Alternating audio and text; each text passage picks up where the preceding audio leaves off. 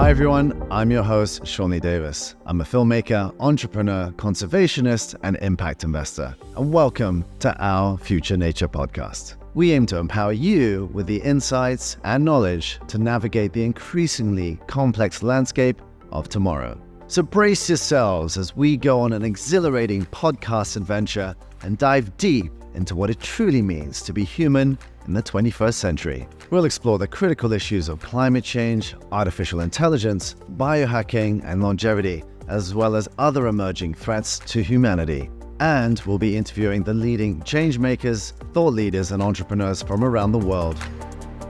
Welcome to Our Future Nature. Let's get on with today's episode. Today, my guest is Craig Leeson, an award-winning filmmaker, storyteller, climate advocate, and entrepreneur. Born and raised in Tasmania, Craig has an affinity for the natural environment. Curious about long-form storytelling, Craig then launched his own production company, Ocean Vista Films, which has gone on to produce numerous documentaries and commercials for some of Asia's biggest brands. Craig's directorial debut is A Plastic Ocean, an award-winning 2017 documentary film about the devastating impacts that plastic pollution has on the world's oceans. Craig is here with me today to talk about raising awareness through documentaries, extreme weather events, and what we as a collective can do to curb the climate crisis. Right now, I think, Craig, you're in Hong Kong, back in your hometown. Yeah, the first time I've been back for a year, actually. Well, I was back 3 days last year because I had to do 21 days isolation in a Hong Kong hotel room.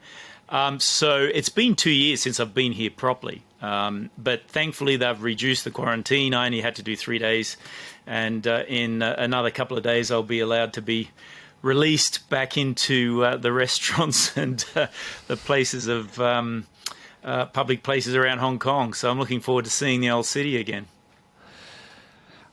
This podcast is really talking about sustainability, but you touch on a good point. We don't want to get into politics too much, but what's your outlook for Hong Kong? Do you think you're going to stay there? Do you think it's going to be the same dynamic city that it was, or is it going to change? Yeah, I think Hong Kong will always be a dynamic city. A city is because of the people who make it what it is. It's definitely changed for me, though. It's not the place that I first came to. But I've been in and out of Hong Kong for 20 years now. It certainly is a different world. The pandemic, of course, has influenced the way that our leaders look at how they govern. The quarantine was just too much for myself, someone who travels a lot, to make documentaries and to speak to governments and consult with corporates all over the world.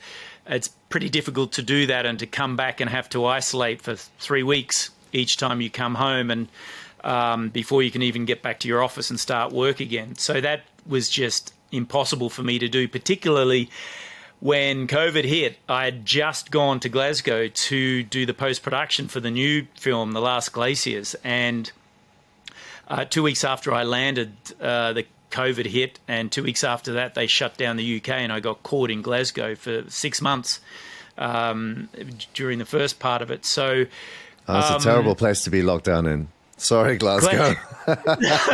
Well, look, I'd not spent a lot of time in Glasgow, and I have to say I actually had a pretty good time in Glasgow. I enjoyed.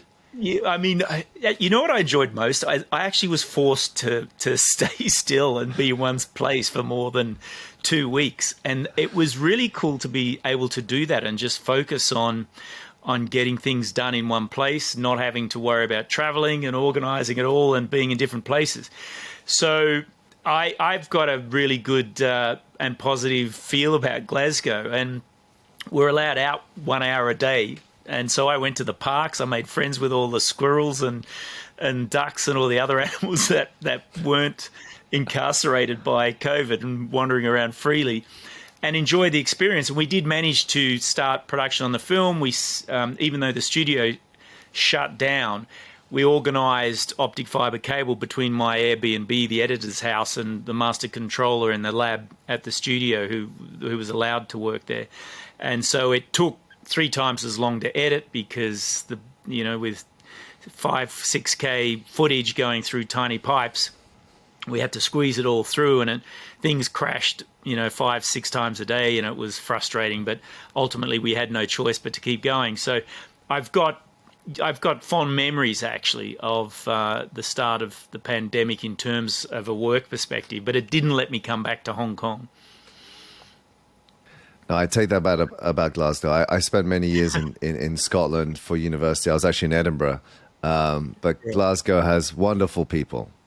It's just not the pretty. It's just not the prettiest of cities, and doesn't have the best weather. Let's just put it that way. It's reinventing itself. And look, I didn't know Glasgow beforehand, but I read a lot about it, and it's a very has a reputation as being a very gritty city, and a lot of great music and films came out of Glasgow because of that. But it has reinvented itself, and it's now becoming a film hub for the UK. It's a lot cheaper to do production and post-production there than in London. So many people are migrating. There have been some great TV series that have been done out of Glasgow, and including sequences from the Bond film. Outlander was filmed there, and many others. So it's a great hub, and becoming more so.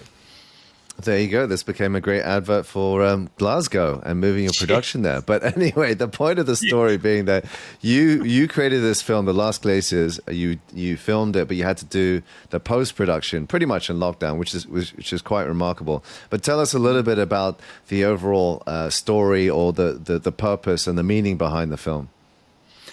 The Last Glaciers actually started out being an extreme sports documentary. After making A Plastic Ocean, I wanted to do something entirely different. And extreme sports, it's something that has always fascinated me because I have a deep fear of heights. So I wonder why people launch themselves off mountaintops and do crazy things like that. And I've actually done documentaries for National Geographic Channel before on the psychology of extreme sports. And I did a series here for 5 years running called the Action Asia Challenge, which ran on National Geographic Channel and ESPN. And so it's been a fascination. But so we went to film in the Alps, and with my good buddy Malcolm Wood, who's another former Hong Kong resident who is a restaurateur and still has some great restaurants here. And he's involved in a sport called para-alpinism, which is a new sport that combines many disciplines of extreme sports. It includes mountain climbing, alpinism, ice climbing, and paragliding. And the idea is you climb a mountain, instead of spending the same amount of time descending and walking off the mountain, you actually fly off the top of it, which makes a lot of sense to me. You can spend weeks climbing a mountain and just minutes flying off the top of it to get back down. Seems totally logical to me too. Exactly, except there is that height thing, and paragliders, if you've ever flown in one, it feels like you are attached to a handkerchief with bare thread. They are frightening things to fly when you first start flying them. So we went to make this film, and we got to the Alps in Europe, in France, and instead of being white in the middle of winter, it was brown. And we found ourselves having to go further up into the mountains, into the glaciers. And when we got to the glaciers, I was just gobsmacked by how devastated they were. These glaciers that photographs had shown me 100 years ago had just flown.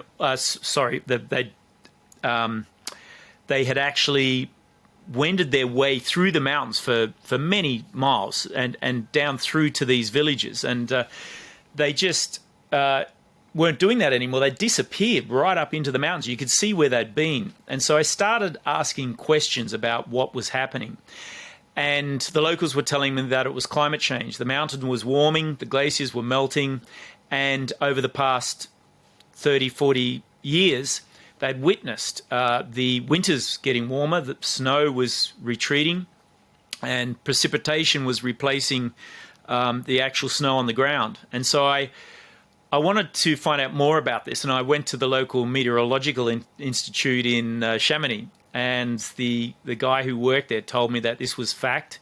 The anecdotes were true. And I thought about this deeply on the flight back to Hong Kong. I came here to do a talk. And at the same talk I was giving was a scientist, Jerome Chapelas, who worked for Glacial, which is the oldest ice or glacier institute on the planet. And he was involved in a project called the Ice Memory Project. And he and his scientists were traveling around the world, digging holes in glaciers and pulling cores out of the glaciers. And depending on how deep they went and which glacier they were approaching, could tell them what the atmosphere was like in terms of temperature and the gases that existed there going back 1 million years. Because in these cores are these frozen bubbles of ice. And in these frozen bubbles of ice is the samples of nitrous oxide, methane, carbon dioxide, or greenhouse gases, even water vapor, and an indication of what the temperature was. And what he told me at this conference was something that I'd never, ever heard a scientist tell me in such a simplified form about how climate change was a problem and it had been induced by humans. And the way he did that, and we show this in the film, is that as the Earth has wobbled around the sun, the 8 ice ages have happened over the past 1 million years. And that's because as the Earth has got further away from the sun, it's cooled down. As it's come to the side and got closer, it's warmed up. It's cooled down. It's come around the other side. And this has gone on. And what they've noticed with the concentrations of these gases in these cores is that there's been a natural oscillation of gases going like this, and temperature, up until 1,000 years ago, and the oscillation stops and starts moving like this. And then 160 years ago, this hockey stick just goes off the graph. And at exactly that time, they start recording soot appearing in the layer of ice, which is another indication of the beginning of the Industrial Revolution and the burning of fossil fuels. So they know very clearly that humans have been responsible for the burning of fossil fuels for the climate crisis, and they know when it started and they know how bad it's become. And that was a story I thought had never been told before. So Malcolm and I talked about this, and we were very concerned about it. And having just done A Plastic Ocean, we thought this was something that everybody needed to hear in a language that everybody could understand. So we decided to pivot the film from being about extreme sports into one being about climate change. But we've used extreme sports as a vehicle to tell the story. I've had glimpses of the film, and it's seeing you getting on a paraglider with Malcolm is quite terrifying. So, yeah, no, I appreciate the intention was to tell a story through extreme sports, and your fear of heights is quite, for someone who has a fear of heights, to go up those mountains, to see those glaciers, and then jump off them, it's quite crazy. Yeah, and we've actually interviewed Malcolm. He has no fear, it seems. Well, look, it's interesting. He actually does. And this is what's quite interesting about people who undertake extreme sports is that, like me, they have a fear of heights. And that's why they do it. They do it to learn how to control their fear and how to master it and actually use it. Malcolm didn't tell me till after we'd started my training that he also had a deep fear of heights, which I thought was a bit late to share that knowledge with me. But in order to tell the story, I needed to get into the mountains with him and with the scientists. So I wanted to go up with the scientists to see what was happening and take the cameras and take the audience with me so they could see what I was seeing and kind of live the experience with me. So we started training, and that meant I had to train as a para-alpinist, and that meant learning how to ice climb and to walk on ridges with 1 foot wide ridges with 2,000 meter drops either side of you, and also to paraglide. And it wasn't easy. There were times where I just didn't know how I was ever going to get off that ridge or down off that mountain or ever land the paraglider. And we had quite a few incidences because my training was express. It took 12 months to train properly, and once you start, you never actually stop. But I did get my solo pilot's license with paragliding and managed to learn some of the skills necessary to get up there. But the reason we did that wasn't just to show me in a constant state of fear. We wanted to use that fear and the challenges that I faced as a metaphor for the challenges that we as humans face with this climate crisis. So there is an underlying kind of story thread through the narrative arc that runs between those two, that personal story and the greater human story. So you conquered your fear. You went up. You came down on the paragliders with Malcolm. And what's the conclusion that you made, having visited all these glaciers, and how does it reflect the state of our glaciers and, in general, the state of our fight against the climate crisis? Yeah. I don't think Malcolm or I understood how bad the problem was. The thing about going to see it firsthand and witness it is that it is far more frightening than jumping off a mountain with a paraglider. There were times when Malcolm and I were standing on the summits of mountains in the Himalaya, looking down at dead and dying glaciers, and we would become overcome by emotion. It was that strong. You look down and you see that they're not only disappearing, some of them have already gone. Most of them will be gone by the end of the century. And you realize the impact that that's already having on local populations. But when you understand the effect on the global population, then it becomes frightening. These glaciers, well, if you look at Antarctica, for example, and the poles are glaciers and have many glaciers within their ice sheets, Antarctica contains 70% of the fresh water that we drink. When it goes, we don't have that access to that fresh water. Many places rely on glacial melt for not only fresh water, but for water for manufacturing and cropping and for their herds of cattle and goats and everything else, and even for mining. And, places like Peru, where we went to, Peru, many people don't realize, is one of the driest countries on the planet. Lima is in the top 10 of the driest cities on the planet. And almost all of the water that they require, that 40 million people require, comes from glacial melt. Peru in the 1990s had more than 700 glaciers that they measured from satellite. Since that time, and just recently, they did another count, and there's less than 350 remaining.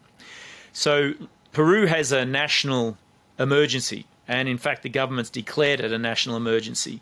Once that water goes, then they are in big trouble. And so countries like Peru, and there are many of them around the world that rely on glacial melt, have an enormous problem ahead of them. The other problem is that glaciers and the polar ice caps act as reflectors of heat, radiation, sunlight. Being white, they reflect a lot of this back up into the atmosphere and away from the Earth. So they regulate the temperature around the planet. So as that ability goes, then the planet heats up, and we're in feedback loops already where it's heating up more and more, and the more we lose that ice, the greater that heating up becomes, which is why in many places we're seeing extreme weather events that scientists thought wouldn't happen for decades. So what does this mean for people around the globe? If you're sitting in Idaho in the US, or in Mexico, or in Malaysia, how does that affect you? Places where there aren't glaciers? Well, 2 billion people rely on products that are manufactured, for instance, just from the waters that flow through the countries surrounding the Himalaya.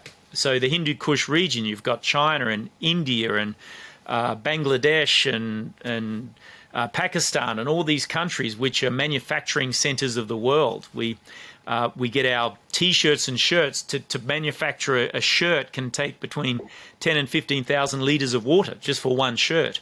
So imagine what happens when all of that water disappears. We start losing the ability to manufacture clothes and parts for cars.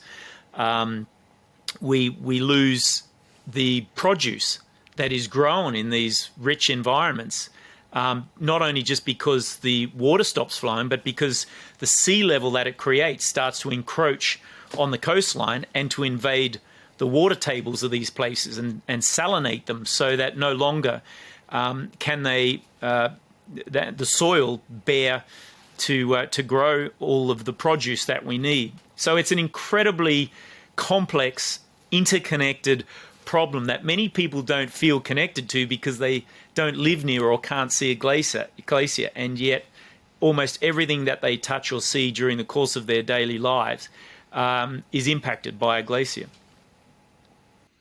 Yeah, you touch upon some very important points there, but also the biodiversity that depend on the water and those ecosystems, thousands of species. So fresh water for drinking, water for, manufacturing, for our livelihoods, for hundreds of millions of people come from these glaciers. So glaciers are important, not just because they look pretty, but they really are the life source for hundreds of millions of people's lives and animals that live around them. And then, of course, you mentioned the point about the compounding effect of not reflecting as much sunlight back into the atmosphere, thereby increasing the effects of climate heating, global heating. So it's it's pretty scary. So, since we last spoke, it's been a summer 2022. It's just been headline to headline, like bumper to bumper headlines of record heat waves, record desertification, drought. That was at the beginning of the summer. Now we're in this phase of a third of Pakistan, or half of Pakistan apparently, is underwater. It's a catastrophic flooding. There's been a hurricane in Puerto Rico that cut all the electricity. There's been flooding in Mississippi. There's huge flooding in Nigeria. Is that related to the same issue, or is that a separate issue here?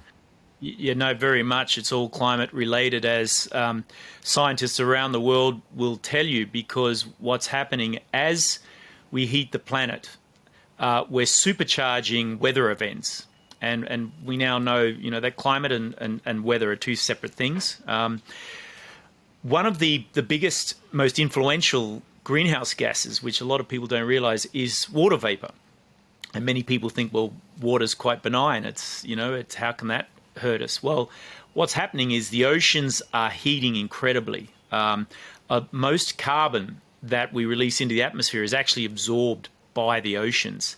And this causes a massive problem, because not just because the oceans feed us, but they also create a lot of our weather systems. And the oceans are heating incredibly quickly. We're now seeing species migrating and turning up in places where they've never existed before, because they can't tolerate.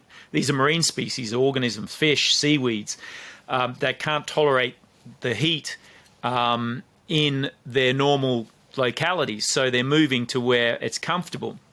And marine organisms, many of them can't tolerate more than a degree or two of change in temperature, so this is a big thing for them.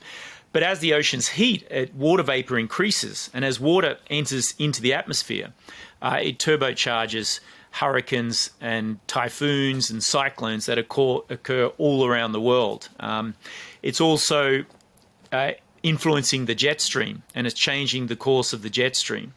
And that means that we're getting Arctic cold, like super cold storm events that have happened. We saw last winter in New York, for example, that they're anticipating will be back again this year in parts of America. So there's no place on the planet that's immune to this now. We saw, in the southern hemisphere where I'm from in Australia, where it's been winter, we've seen the east coast of Australia just hammered by cyclone after cyclone, storm after storm. They've had 4 of the worst floods they have ever had. We've had incredible coastal erosion. We've seen houses falling into the ocean. And we're seeing the coastline being completely just reformed, because sea level rises and storm surges that are coming from this constant barrage of activity is causing incredible damage to human structures along that coastline.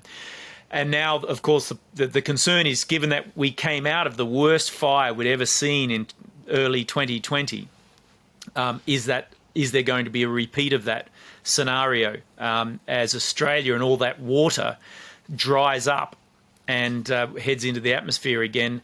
Is that going to leave a lot of greenery that has grown very quickly after the fires and come back? Is that now going to dry out again and provide kindling for some fires to rival 2020? So you mentioned Bangladesh, all of these countries. It doesn't matter where you are. Everybody's being affected by it at this point. And it's these are record weather events. I mean, meteorologists are saying that never before have we seen temperatures this high or floods this bad or storms this strong since we've been recording these events. Yeah, and yet it almost seems that it hasn't really, we've seen it unfolding. All these predictions that were made decades ago about what the crises that would unfold are happening in real time, almost.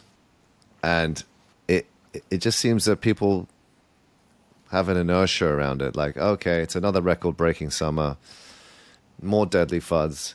Do you see that things are changing? I mean, Britain just announced they're going to reopen the fracking sites because of the energy crisis in Europe. There's a huge amount of investment going into fossil fuels because of the energy crisis in Europe. Are we going backwards when we should be going forwards more towards renewables? How can this be happening? I guess is on everyone's mind. We see it in front of us, but no one seems to be doing enough. Or is that unfair? Well, there's a lot to unpack there and a lot of issues. So, first of all, in order to start addressing the climate crisis, we need systemic change. We've got to change the economic model with which we've built up our wealth and industrialization, because it's killing us. Fossil fuels just aren't bad for the climate, but they're bad for us. The pollution that it creates kills 8 million people directly a year. It causes untold damage to environmental systems, and a lot of these factories are built in places of lower economic demographics, so they impact people in places where people are not directly responsible for the climate as much as in the global north, for example. But that's because we've built our economy around the fossil fuel industry, and the fossil fuel industry doesn't want to let go of the investment and the power that it has, even though it knows it has to. We've all become addicted to it. And so we need systemic change. We need political leaders who understand this and have the capability of letting go and moving to the renewable energy economy, which is where we are already heading. Business is already going that direction. If you talk to bankers that attended COP26 and bankers that see a future in their industry, they're investing already in renewable energy. In fact, one banker told me there's $145 trillion in market capital right now in renewable energy, in the business, in the infrastructure. But there is this short-term gain to be made by making a play on oil and gas because of the war in Russia and Ukraine. And for some investors, that's just too hard to ignore. And they think, well, why not just make one last grab at that? And it'll be over and done with soon enough anyway, and then we can go back to saving the planet and saving ourselves. But unfortunately, what is happening if we do that is that we're putting money and investment into infrastructure that's very short term, that's exacerbating the climate crisis event, when that's money that could be going into funding, building out the infrastructure for generations to come that will just increase our wealth going forward. And by our wealth, I don't just mean by our fiscal wealth, our monetary wealth. We need to start including human capital, nature capital, environmental capital in the way that we determine what wealth is. The one thing I keep saying to corporates and bankers around the world when I meet with them is there is no business on a dead planet. We are killing the planet. We know that. In my lifetime, more than 68% of wildlife has disappeared from the planet because us humans have interfered with the environments that they live in. We need these animals for the biosphere to work properly. They all serve a purpose that serves us. And so if we're to maintain that balance, we need to stop doing that. Otherwise, the planet won't be able to sustain us. And this isn't a case of saving the planet. I keep telling these guys, we don't need to save the planet. The planet will take care of itself whether we're here or not. Yeah. If we are quite capable of causing our own extinction, and that's where we're heading. We've caused the extinction of many other species. We're just another species. And so we've got to stop thinking about saving the planet. We've got to look at saving ourselves. Yeah. And we're not doing that at this point in time. Exactly. I think you're absolutely right. You know, just taking that kind of approach to saving the planet for most people seems like some sort of charitable thing that we're doing. Oh, let's save the planet because it's a good, noble thing. It's much more immediate if we focus it back in a self-interested way, of course, on saving our own species. Because as you say, the ecosystems that we depend on, we're destroying. And that's the issue. Yeah, the notion of saving the planet, it goes hand in hand with that notion that we're above nature, which is where we've come a long way. And I mean, Hong Kong is a classic example of that, where we think nature is something that's outside our front door or outside the city, and you only go there when you have the right equipment and you know, someone who knows how to deal with plant life and insects and things like that, because we haven't taught children that we are nature. I mean, every part of what we do, every thought we have comes from a very natural background. And so it goes back to education as well. You know, we need to educate our children that we are nature, we can't remove ourselves from it. And once we understand that, then we can step forward and help ourselves understand more our place within nature, within the biosphere, how we work, what our role is. And our role, of course, is protecting, preserving, and restoring the ecosystems around us so that we can maintain our place in the environment. Yeah, absolutely. There's a saying that we've forgotten how to live in nature. We're living on top of nature, as you kind of alluded to just then. So it's almost like that indigenous wisdom. They knew how to live, indigenous tribes knew how to live within the confines of their natural ecosystems. We've gone way beyond that in the modern day world. So how do we, I mean, there's a lot here to unpack, but how do we, it's not, because what you touch upon is exactly right. It's a cultural perspective. In the Bible, it says that man has dominion over all animals. And we've been brought up to think that the economy is king, nature comes second. The whole capitalist system is based on the premise of short-term extreme growth. Yeah. What you're talking about, infinite growth, and that's infinite where growth. That's where the brain damaged thinking comes in. I mean, infinite growth on a planet that has finite resources. Whoever thought that was possible? It's not possible. The resources are running out, and they will stop. And then what happens? So that we've got to change that economic model, and we've got to understand that we have to replenish the resources, and that we cannot continue demanding infinite growth. So we had the horrible COVID pandemic. We seem to be coming out of that. To a lot of people, that was the great reset. This was the time for us to reconsider our future on this planet, and perhaps the systems that we live in. But it doesn't seem that the governments have learned the lessons. It's almost like governments are very keen to get the economy back to where it was, get things going again, get profits raging. It's all about the economy. So you're aware of the situations and the evidence, and most people are aware of the situation. But most people feel that they're trapped in this system.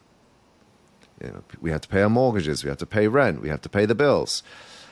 How do we reinvent this system? Is really the deeper question, and I'm not sure if we have time on this podcast to work that out. That is a whole other podcast. We can always come back for more. But just in general, what I'm trying to do with this podcast is meet the people, talk to the people who are creating that new way, that third way perhaps between socialism, communism, which is very extreme, and the other side, which is extreme capitalism and short-termism. So What is the third way? Is there a third way that we can have a growth, sustainable growth, we can have profits, but also take care of the environment? Yeah, look, I think there's a lot to be learned, as you pointed out earlier, from Indigenous people. I mean, they managed to do it for thousands and thousands of years. They kept their populations at a resourceful level that meant that they weren't impacting too much on the environment. They were selective about the resources they took. So they'd take from one area and allow that area to regenerate while they went to another area. I mean, look, this in Tasmania, where I'm from, we have this policy of clear fell logging, old growth forests. It's just my brain explodes when I think about who thought that was a great idea. Because back in the day, they used to take single trees. They'd go into an area and they'd pick a tree and they'd take it and they'd go to another area and pick another tree. And by doing that, they allowed the forest to continue to exist, to create oxygen that we all need to breathe, to create all of the ingredients we need for the medicines that we use and everything else that forests create, allowing the other species to survive and providing us with food through protein and meat and that sort of thing. But now in Tasmania, we go in and we clear fell these 1,000, 2,000-year-old trees from these forests that have been around for 10, 20, 30,000 years and longer. And by doing that, we take out of the environment, as I mentioned, these key pieces to our survival. So I think we need to go back to your question to understanding how we can selectively choose the resources we need. But that means, of course, that we've got to look at the way that we buy things. And that means, maybe we don't need 2 cars in a family. Maybe we don't need a new wardrobe every month with fast fashion. Of course we don't. Select the pieces. No, Craig, you need a new wardrobe. I don't know what you're wearing, but for next time, please get a better cardi. Thanks, mate. Yeah. Noted. Yeah. If you'd like to send some suggestions. Yeah, so we've just got to be more selective as consumers as well, and we've got to demand less of what we want and in our lifetimes in terms of what we need and what we can survive with. But at the same time, we've got to be careful not to blame ourselves. We need government regulation to help us decide what is available to us and what we can and can't have. I mean, government regulation in Germany allowed single-use plastics to be put into a circular economy back in 1991. And because of that regulation, Germany led the way in how we dealt with single-use plastics. Well, that country did. Unfortunately, we still haven't followed suit in countries like the United States and elsewhere in Australia, which is far behind that, with recycling of only 7% as opposed to 45 and 50% in places like Germany. So, yes, we need to rethink as individuals, but as a community, what's valuable to us and what we need in our lifetimes. Our Future Nature is also brought to you today by Authentic Journeys. Authentic Journeys brings together high-performing entrepreneurs, CEOs, leaders, and changemakers with ancient and modern modalities for intense personal growth to deeply align your individual and our collective purposes for positive change in the world. All of our trips are carbon offset, and we only partner with companies that have sustainable practices and credentials. Let us take you on a journey that will enrich your mind, body, and soul while helping the planet and local communities. Check out authenticjourneys.com. That's AWETHENTIC journeys.com to learn more about our upcoming wellness experiences, travel adventures, and retreats to help you find your awe. Another general question, but before we go back into the sort of alternative fuels direction, are democracies equipped to fix these problems?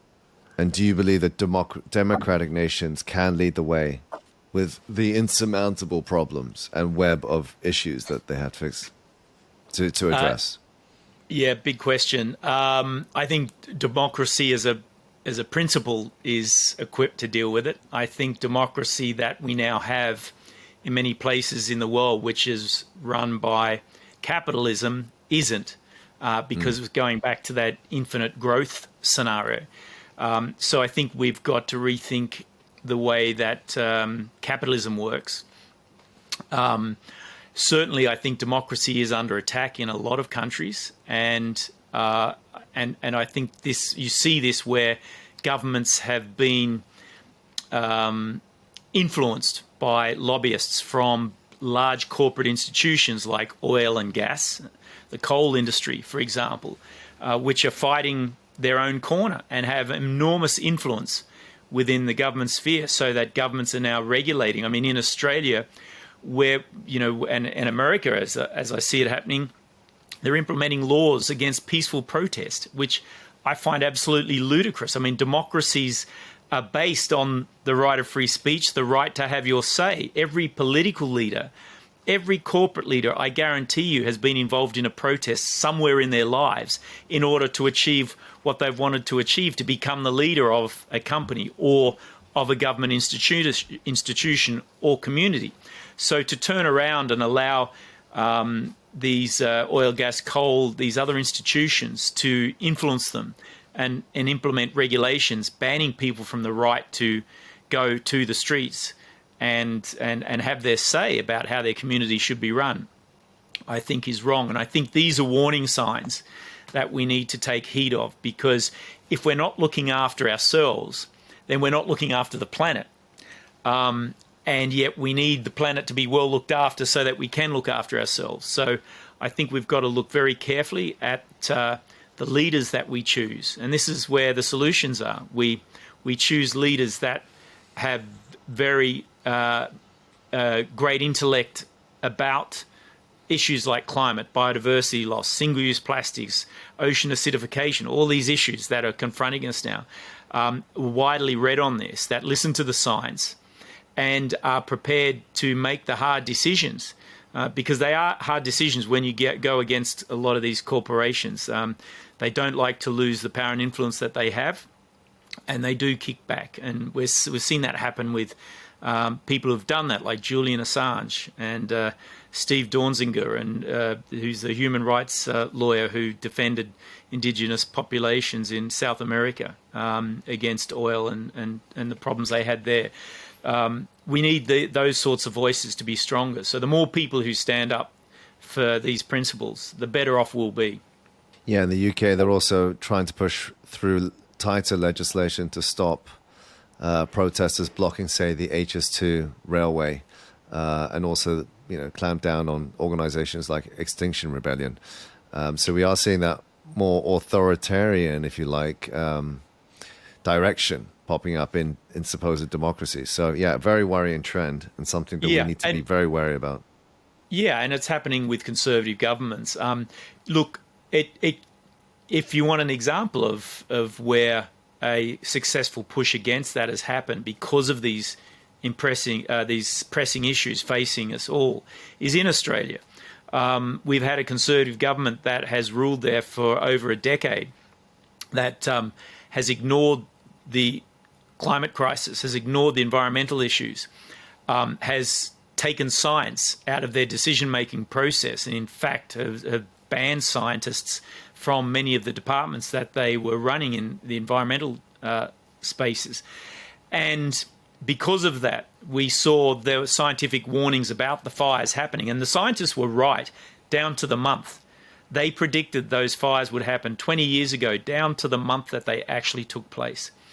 And because so many people were affected by those fires, and then the floods that followed, the climate was the biggest issue of the elections that happened earlier this year in Australia.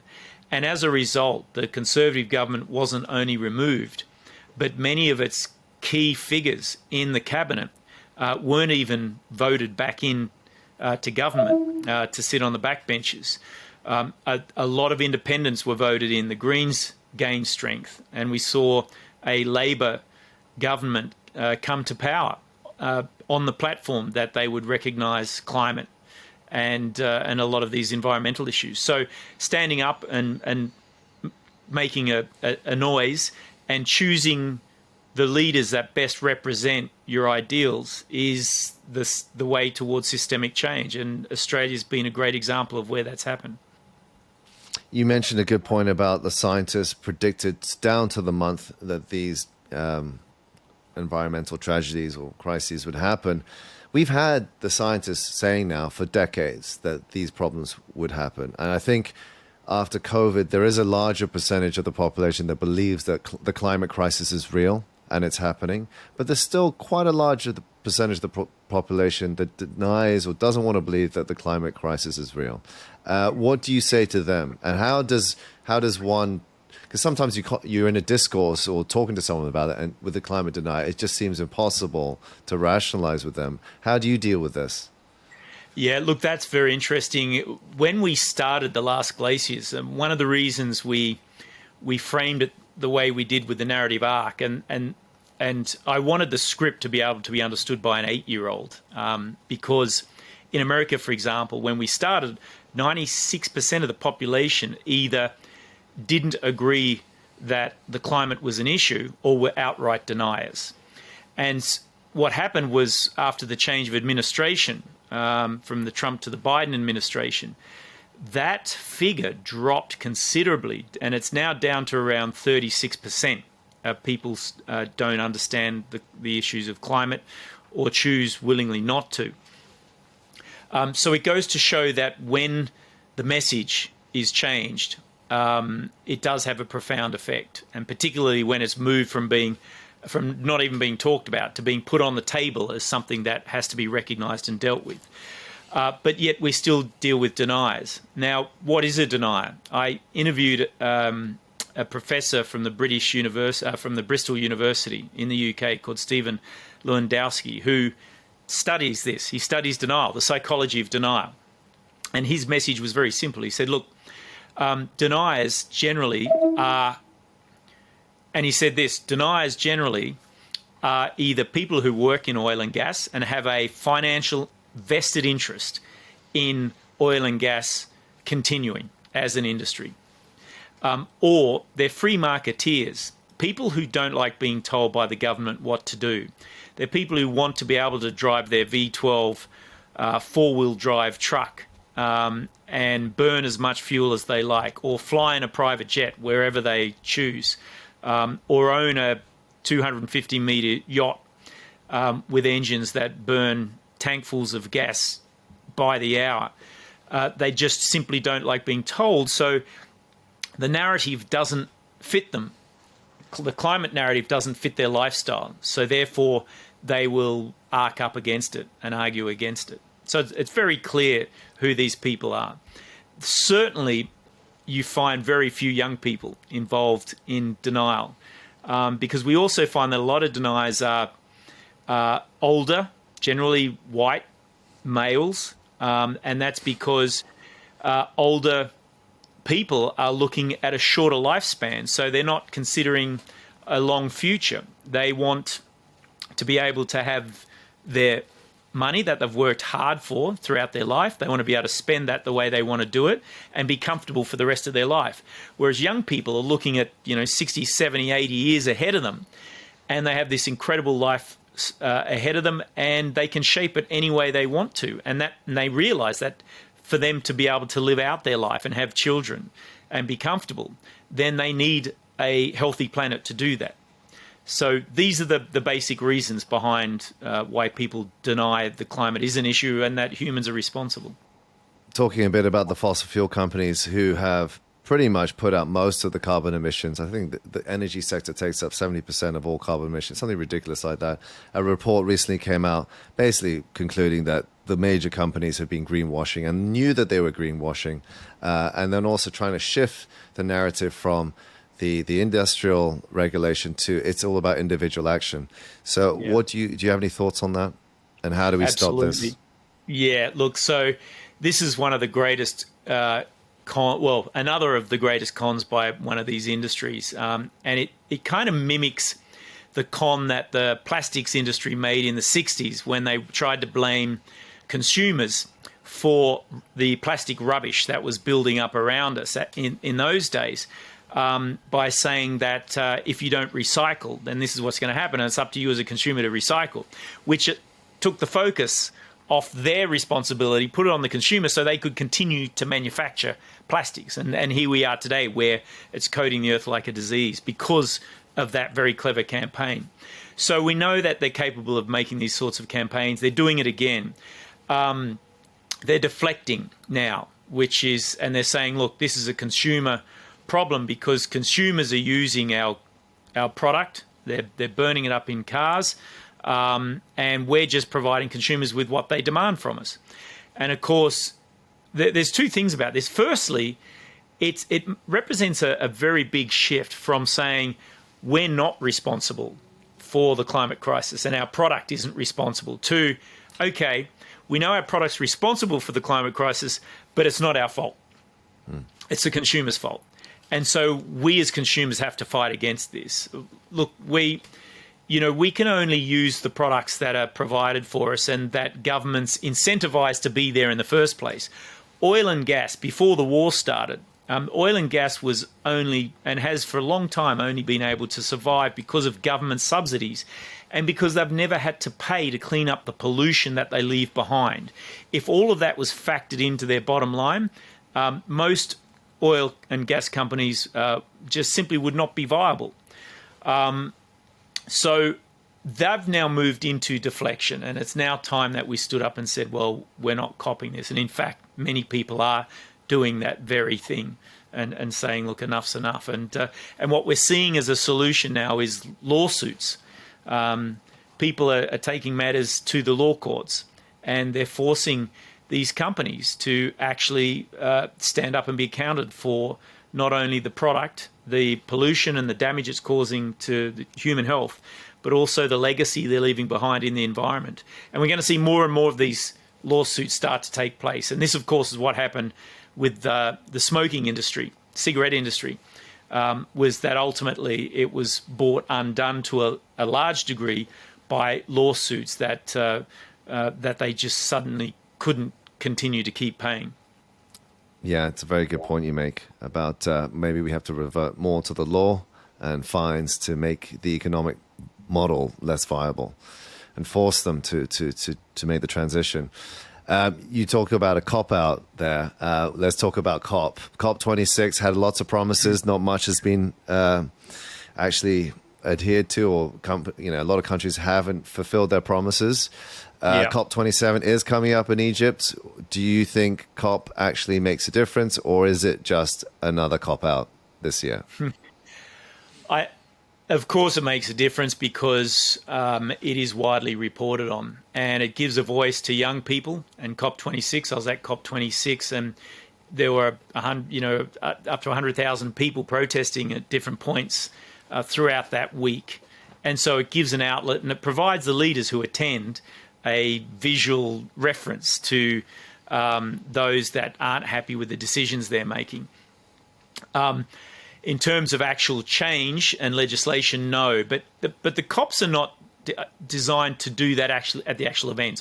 Everything's organised and sorted out before the actual event takes place. And within the actual hallowed halls of what in COP26 was the blue zone, only several thousand people get into that area, and they're the legislators and the lobbyists. Many of them are lawyers. You'd be probably frightened to hear, as I was, that of the 1,500, 2,000 people who were at COP26 in that blue zone, 1,500 of them were lobbyists. 500 were from oil and gas. So they send in a lot of people to make sure that their well-being is well taken care of. But what they do is that they do look at what each country's responsibility is. And as you mentioned, many countries haven't been able to actually claim that they will be net zero by carbon net zero by 2050. And so we will see all of those issues brought up again about why they're not. I think we'll see the lobbying from the Pacific Islands intensify, because many of them now are sinking at a degree where people are having to be moved and relocated, and this is from their traditional homes from centuries, and in some cases thousands of years, and so that's an absolute disaster for these people. Bangladesh, all this flooding, everything we talked about earlier, there are going to be some very angry people there, because these are countries that aren't responsible for actually creating the problem. Their carbon footprint is so much less than the global north. And I think we're going to see Egypt be a bit of a headwater for all of that sort of activity. Will the needle be pushed? I hope so, but I'm also prepared to be incredibly disappointed, as I was with COP26. You posted on your IG recently showing a heat map between 1976 and 2022, which is really very scary. There's already been a drastic change of 1.3 degrees centigrade. The magic number is that we shouldn't go beyond 2 degrees centigrade above pre-industrial levels. And definitely we have only a decade to make that change. Are you optimistic that we're going to make that or keep it under 2 degrees, or do you think we're going to go above? No, because initially it was 1.5 degrees, and then that how it's gone to 2 degrees, I'm not sure. I mean, many scientists will tell you that we can't go above 1.5 degrees because of what's already happening at 1.3 degrees. Many coral reefs just cannot survive a 1.5 to 2.3 degree rise in temperature. They'll be just absolutely wiped out. And we're just talking about one ecosystem there. We've already seen the atmosphere supercharged by what's happened with a lot of this water vapor that's taking place. So 2 degrees, I don't think that's a world that's going to be very comfortable for many people at all. Certainly, we are on track to raise the global temperature by 3 to 5 degrees by the end of the century. If we keep going the way we are, burning the amount of carbon dioxide and putting nitrous oxide and methane into the atmosphere as we are, we've never, as a species, experienced the world at 5 degrees before. That's probably because we can't survive on a planet, and that's why we never proliferated when the planet was that hot. So it is going to get incredibly uncomfortable for many people very quickly from here on in.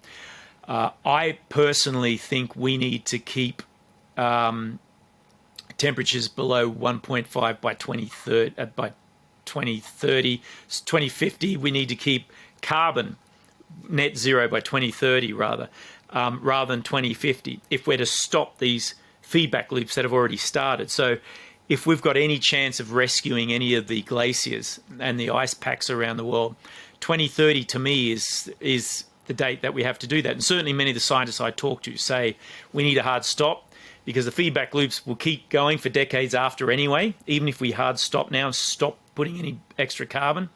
2030 is the limit that many of them give for that to happen. Most countries around the world are talking 2050, 2060. If we're lucky. If we're lucky, even then. I mean, certainly, I don't think, from what I've witnessed and from what the scientists we've been working with, I don't think we will have glaciers left in 70 years' time, by the end of the century. And that was one of the reasons to film The Last Glaciers, was to create a historical record of what they look like, what they were, so that future generations could learn from the stupidity of our generation, the mistakes that we've made, so that they don't make the same mistakes. And the film, is that part of the message is not just for us creating awareness now, it is for future generations. It's crazy to think that glaciers could be consigned to the museum photo archives and in films like your film. It's mind-boggling. I'm glad you brought it back to the film there, because let's talk a little bit now about the solutions. We've talked a lot about the issues. You're a filmmaker. You obviously were the director and producer of Plastic Ocean, which is an award-winning film about the huge plastic issue in the oceans, and was really responsible for bringing that issue to the forefront, I think. And obviously with Last Glaciers now, it's out on IMAX, if anyone wants to watch it. I'm sure it'll be out on streaming platforms soon. Do you know when it'll be out, Craig? Yeah, no, so it's just been released in America. I'm heading to Australia in 2 weeks for the release with IMAX there. It will be released in Europe, hopefully in the next month. And we're still in negotiations to release the long version. So the IMAX version is a 40-minute version, and the long cinematic version is a 100-minute version, which goes more in depth with the story. And hopefully we'll have something to announce within a few months. But certainly we'll be taking that to all the film festivals and putting it into the market so we can get that version out. And my great hope actually is to release that for free. So if there are any sponsors out there that want to be involved with us, I think that it's a film that everybody needs to see rather than just people who have a subscription to a particular streamer. And we'd like to get the film global and get the message as far and wide as we possibly can. Right, so anyone out there who wants to help with this amazing film project, you know who to get in touch with. I hope we can help you there, Craig. So we're just going to the last stretch here. We got about 10 minutes, if that's okay with you. We're just going to the last part of the podcast now, where we talk about the solutions. So you are a filmmaker, and you've used that to raise awareness about these particular issues. Is awareness enough? I know that you're also launching a sustainable e-commerce platform. Maybe you can talk a little bit about that and why you're doing that. And then we can talk a little bit about the technologies you think are the most promising in solving the climate crisis. Yeah. So we've spoken about systemic change, and to me that's the number one. You know, we've got to change the way that we do business on the planet. Simple as that. But as consumers, we also have a responsibility. So I talk about systemic change from there all the way to consumerism, and in between, you know, there's education, there's design. I mean, design is so important. We design single-use plastics. The fact that we call them single-use, you know, we should have taken notice of those two words and thought, well, maybe that's an indication of how bad these products are, because single-use plastics are a design fault. They're just a terrible design fault. If we're able to create something like single-use plastics, we can create products that do the same job but do not despoil the environment or create toxicity within the human body. Likewise, a combustion engine was a terrible idea. You know, and I'm somebody who loves the design of cars, but we just went up the wrong path with combustion engines. And in fact, we started with electricity and we ended with combustion engines. What a bad idea that was. So we need to embrace design. But at the other end, there are the consumers, us, who take those designs, who take the regulations that government places on industry and corporates to build these products that we then consume. So what's our role? I think we need to become smarter consumers, and we need to not only demand, but then when they're available, buy products that are better for the environment and better for us. And I thought long and hard about how to do that. I mean, I'm creating these films that create awareness, but I also want to be part of the solution. And awareness is part of the solution. But for me, I wanted to demonstrate how we could get more involved with that. So I thought if the way to help consumers become smarter is to help educate them in these products. Now, I spend hours every day researching products, looking at where they're made, who makes them, whether it's a sustainable environment, whether the labour and the people that are building these products are working in great conditions. All these things factor into these products. But it takes time. And a mum or a dad who walks into a supermarket or shops online doesn't have the time when they've got 4 or 5 kids running around, work on all the time to do the kind of research that we do. So I wanted to take that research. I wanted to take those products, build a digital marketplace, fill it with these products, and then do the research and rate these products. So rate them according to whether they're B Corp certified, whether they're sustainably produced, whether they've got single-use plastic, petroleum-based plastic packaging, or whether it's recycled fiber packaging or whatever it may be, and rate them, and then incentivize people to buy them by giving them points or giving them back points, like airline points, if you will, that they can then use to go and buy further products. So if you buy you've got two products to choose from, they're both the same, say toilet paper. One is made from virgin paper that's taken from wood from a virgin rainforest that's been felled and turned into pulp, and then they've used chlorine and other bleaching agents to color it, make it white, and then they've wrapped it in plastic, and there it is. You can buy that. So that would probably rate 0 on our scale. And then you've got maybe a toilet paper that's made from bamboo, from a regenerative bamboo forest without chemicals, and it is wrapped in recycled paper, and that would rate very highly. And this might maybe a couple of cents more than this product, but if you buy this product, you get points which you can then use to buy other products, and you feel good about it. And we tell you why you should feel good about it, because of where this product is made. So we're incentivizing people to become smarter consumers, and that marketplace, it's called Kui Marketplace, which we've just launched in a soft way. It's not being released to the public for another month or so yet. But then we thought about, well, if we're going to do that, how about food? Because we all need food. And in places like Australia and here in Hong Kong, organic food is so expensive. And yet in France, it's not. It's very cheap. And so how do we help people have access to organic food like that? So what we've done is we're looking at building hydroponic gardens in local areas. We're starting with one in Avalon in northern Sydney beaches, where we can provide that kind of food very cheaply to a local market, and we can deliver it with all their essentials in a box, so they don't even have to leave their home. And then we look at the products that we include and the farmers that we interact with. We're doing a business to a B2B where we're sourcing fiber-based packaging so that companies that make these products have access to better packaging that isn't plastic, so the consumer then can choose that instead. So all of these are this big piece to a puzzle that we're trying to fit in and create this one entity so that there is a entire solution that people can become a part of. Fantastic. And you're the founder or co-founder of this platform?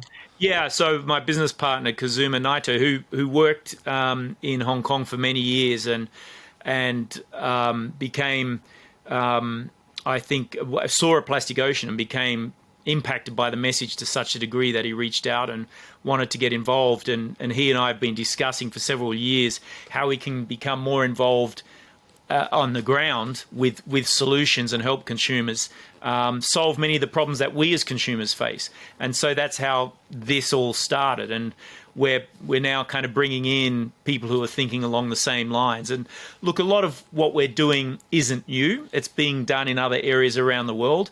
But I don't think this whole ecosystem has actually been brought together in a way that we're doing. So we hope to share that. We're launching it in Australia first, and if that works, then we'll release it globally, and we'll share the knowledge and share how that ecosystem works so it can be implemented in cities, towns, locally, all around the place, so that people can just buy products that are made around them, and they can support farmers and people who are doing the right thing by manufacturing these products. Yeah, I think you're absolutely right. Like, consumers don't have the time to really think about it. They just want to be able to purchase something which they know these issues have been taken care of and it's been sustainably produced, and people are willing to pay a little bit more. At the end of the day, the product has got to be roughly the same price. It has to be a better product if it's going to do well. So if you can bring a marketplace together where, you know, of all these products, I think that's going to be a win-win. So how can people get involved and help? Well, with us or in their own sphere? Well, specifically with you. I mean, are you looking for investment? Is this something that are you launching? Where can people log onto this platform and when? Okay, so the first thing they can do to help is to go and see the Last Glaciers. And we want to get as many people as we possibly can to go to their IMAX cinemas, first of all, and have a look at it, because it's a different film on a giant screen, and it really does impact you when you see these glaciers on a big screen, and all the paragliding and the extreme sports. It's a lot of fun. It's a great adventure as well. And then when we launch the marketplace, I will come back and we'll have another discussion about that, and I can give you the website. It'll be called kui.eco. So kui, COOE.eco, ECO. And when it's launched, people can log on and get involved. And we'll have a place where people can talk to us and get involved with what we're doing, and come and see us and get some ideas if they want to launch their own hydroponic garden and get people involved at a local level in their own areas. Great. I hope we can announce that when it comes out. So we're just going to the final stage where we ask you for your top tips. So Craig, what are your top 3 tips for being a filmmaker? For any of the audience who are listening to this and they want to make a film about a cause that they feel very passionately about, how do they go about doing it? How do they get it funded?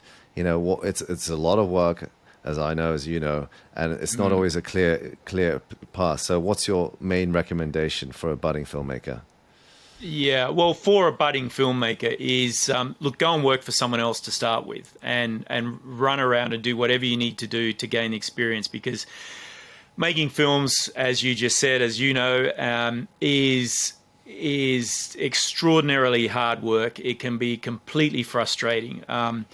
Look, I tell young filmmakers in the talks that I give to them is that of probably 98% of documentaries that are made, only 2% ever see the light of day, and a fraction of that 2% actually will return your investment. The rest of those films end up in someone's sock drawer somewhere, and are forgotten about. So they're very difficult things to make. They're even more difficult to finance.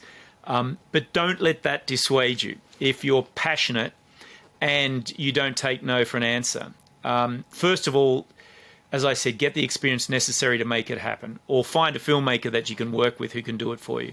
Secondly, get finance.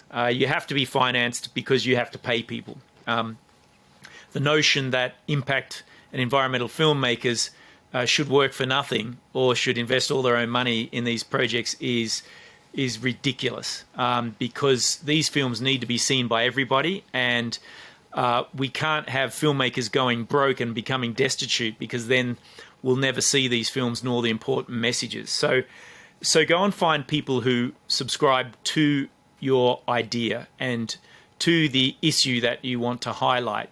Get them revved up about it, and explain to them that by being philanthropic, and let's hope they are philanthropic, with providing you with the funding, that they're being part of the solution, and that's a contribution they're making. Your contribution is putting the film together. Their contribution is helping you fund it, in lieu of them being able to make it. If they do want to return, that's great, but make sure you structure the film so everybody knows that the likelihood of it getting a return is very low, but that's not what the film's about. But if a return is sought, then this is the corporate structure that allows that to happen. So find yourself someone who knows entertainment law, or knows how to structure a corporate structure for a film, because there are many entities that you need to create to make that happen. There are so many contracts that even when your film's done, the rest of your life is writing, signing, undoing, doing up, arguing about the contents of these contracts. So it's important that they contain everything that's clear to everybody, about what they deserve, even down to what their title will be and where that title will appear in the credit. Don't ever do anything without having someone's signature on a piece of paper and them saying it's okay, particularly if they're on camera as well. Make sure that you always get somebody to sign off. So these are all the tiny things. And I say tiny because the greater picture is actually getting the picture done and getting someone to show it. So go to and bother all of the streamers, broadcasters, studios, and make sure that you've got an indication of support to actually air the film when it's done. Or if you've got a philanthropist backing the film, release it for free and all the social media channels. And that means you then need to go into your marketing phase, because you've got to get people to know where it is so they can go and see it. So make sure you've got a friend in marketing or PR who can help do that for you, because that's also enormously expensive if you don't. And make sure you get your message out there and invite people, key decision makers along to watch the film, and get them to bring people that they think are influential, so that your film starts to go into the demographic that you're really aiming for, and that is decision makers. Some great tips there. And then just to finish it off, you're now an entrepreneur, a green entrepreneur. If for the investors out there, for the investment-minded people, what kind of businesses should people be investing in to make these important changes happen? What would say be the sort of top 3 kinds of businesses that investors should get involved with? It's a really good question. And listen, there's such an enormous opportunity here. I mean, I when I talk to the banking sector and their investors about this, I make the point, look, we made a lot of money doing the wrong thing, but that's behind us now. There's this whole new area to make a lot of money, and that's doing the right thing. And that's putting it in very simple terms, but it's actually the way it is.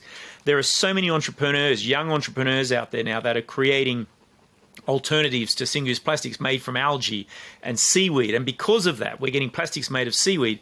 We're getting seaweed farms springing up all over the world, which is an incredible product, because they're not just making or growing seaweed for plastics, they're making it for cosmetics, for medicine, for food, for cows. If you put a certain percentage of seaweed into the food that cows eat, it reduces the amount of methane that they emit. So it helps with the climate. Also, if you grow seaweed, you are sequestering large amounts of carbon, more than you would growing trees, for example. You're also providing a nursery for young animals, young marine animals to live in, and a buffer for storms in coastal regions. So that's such a great area to get involved with. Renewable energy, solar, wind traditionally, but there's so many other ways now. There are perpetual motion energy machines now that are being developed using magnets and all sorts of other physics to create energy. So you can either find entrepreneurs that are doing these things, and a lot of them advertise on social media networks, or you can find a fund. I'm an advisor on a fund called Ocean 14, which looks for these particular opportunities for people who want to invest. And so they invest in the fund in these areas, and they look at everything from food and aquaculture to clothing manufacturing and all sorts of industries. Or you can invest in a fund that only deals with green enterprises, and they could be, and each country has different funds where these are now becoming very successful. And the notion that we need to get, 10 to 14% return is gone now. Well, I don't think we need that. I mean, if you're getting 6 to 8% return on an investment, and you're sacrificing a little bit of a return because you're doing good for the planet and you're making a future for your children, then that's the investment that you need to include, I think, in what your financial investment is in. So also have a look at what you're doing and what your return is that's outside purely that financial return investment, that monetary return. What else are you getting in, and calculate that into your bottom line. Yeah, I think you make a great point, which is, change requires money. Films about the environment require money. New businesses require support financially. We need to green finance. But the opportunity is massive, because essentially we have to reinvent the entire system. And I keep telling investors out there that this is one of the greatest opportunities in a generation, to be able to invest in these new companies, because it does require a full re-gearing of the economy.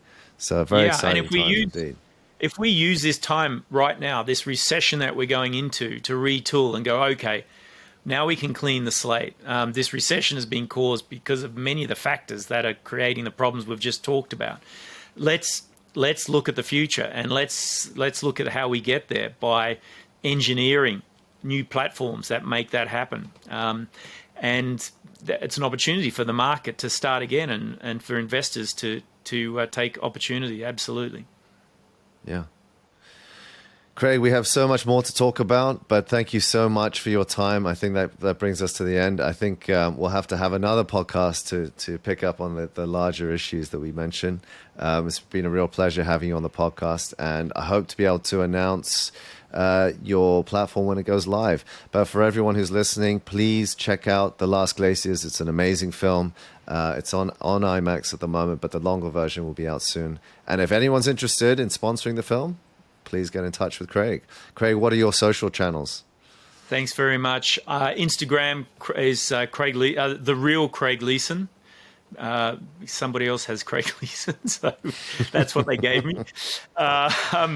Twitter is just Craig Leeson, and you'll find me also on Facebook under Craig Leeson. So they're the main social networks, and I love to engage people there. So by all means, hit me up. Great. Thanks so much, Craig.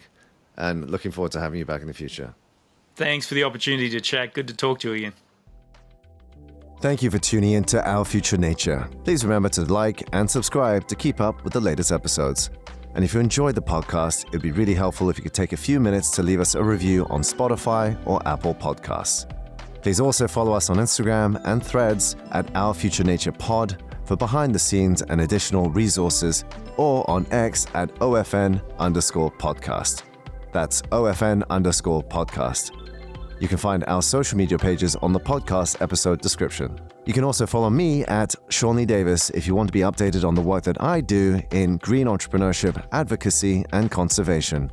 And finally, Our Future Nature is powered by the team at Authentic Studio. Thanks everyone, and see you next time.